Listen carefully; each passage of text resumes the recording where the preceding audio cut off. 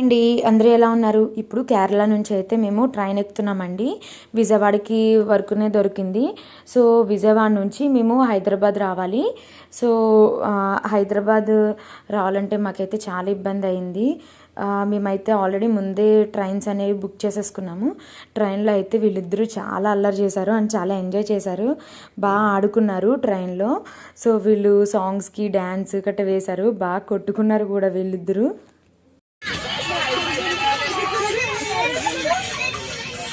వెనక్కుండా చేయండి.